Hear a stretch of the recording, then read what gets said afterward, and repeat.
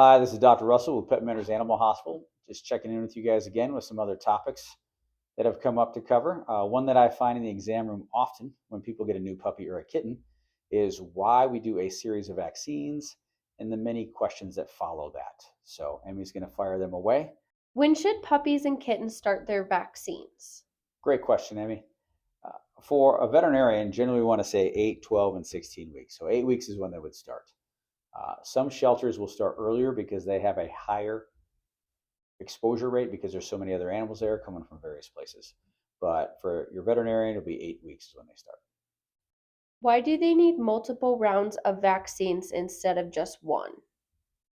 So puppies and kittens will get maternal antibodies when they nurse from their mom. In doing such, they take in those antibodies. Those antibodies will then protect that puppy or kitten for the first 8 to 12 weeks of life. We don't know which puppies or kittens will get rid of them at 8 weeks versus 12 weeks.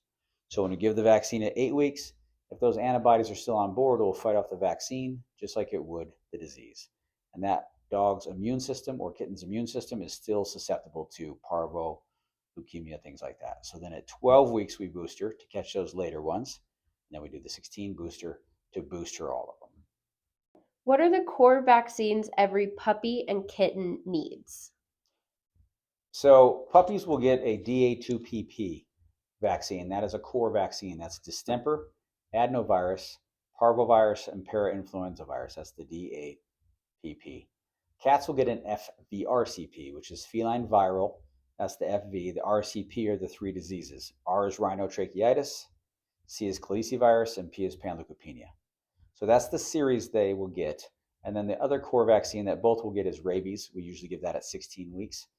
And that's a 1 year rabies vaccine as a kitten or a puppy. After that, it can be 3 years. When is a puppy or kitten considered fully vaccinated? A puppy or a kitten would be fully vaccinated if they go through their standard series 8, 12, and 16 weeks at 16 weeks.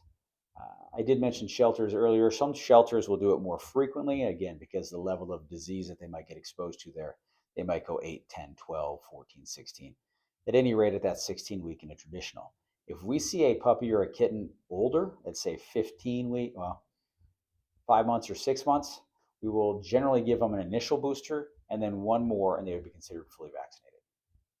Is it safe for puppies and kittens to socialize before finishing their vaccine series? That's a great question, Emmy. So, oftentimes people want to get their pets socialized as quick as possible, and that does carry a risk. As we talked earlier, there is the idea of mom's antibodies fighting off these vaccines and these puppies and or kittens still being susceptible to the diseases we are vaccinating for. So, if someone's overeager, goes to a puppy park or something along those lines to play with a bunch of other dogs, and mom's antibodies have interfered with our vaccines, they could still contract parvo even having given the vaccines prior. So you want to wait until they're completely vaccinated to expose both kittens and puppies to random dogs. The flip side is that I don't think you should raise them in a bubble. So if you have other dogs you know or cats you know that are well vaccinated and taken care of for, they can see other pets on a limited basis. Do indoor kittens still need vaccines? Yes, they do. I get that question all the time. The two vaccines we've already discussed, the FVRCP and the rabies, would be recommended for any cat, even if they're indoor. There's a feline leukemia vaccine we didn't really get into because that's not a core vaccine, and that would be for the indoor outdoor cats. Back to the indoor cat, the FVRCP protects against a lot of aerosolized viruses. So if cats go along and come to a window, they could get exposed to those. Rabies is required by law in a lot of places, and more, it's best to protect them against that in case they happen to bite somebody. And last but not least, cats are notorious door darters. So if they're not protected and they happen to get out, now we have a quandary if we haven't vaccinated them. What side effects should pet owners watch out for after vaccines? Great question. So there are a number of different side effects to watch for. I'm going to go from the least worrisome to the most worrisome. Most pets, just like people who get vaccines, will feel a little tired, sometimes lose appetite for 24 to 72 hours. That's expected. It's not great, but it will happen. Some pets don't even notice, don't even seem to skip a beat. They can also then, on the other end of it, have an allergic reaction. That is much more concerning.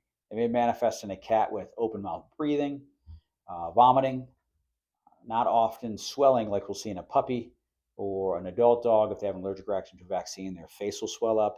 It is not subtle. I often have people call wondering if it's swollen. They turn into a Shar-Pei. So it's very obvious if that is happening. But if that does happen, that is a medical emergency. Get back to your vet or get into an emergency clinic to get that addressed. And same with the cat who's panting a lot or vomiting after a vaccine. Thanks again for listening to us talk about vaccines in puppies and kittens and dogs and cats. Please feel free to comment below with any questions or concerns or new ideas you'd like us to talk about. And if you want to follow us, that would be great. Otherwise, you can also find us on YouTube. We have a channel where we're putting all these videos on, and then a blog on our website at petmenders.com that also speaks to this topic. Thank you.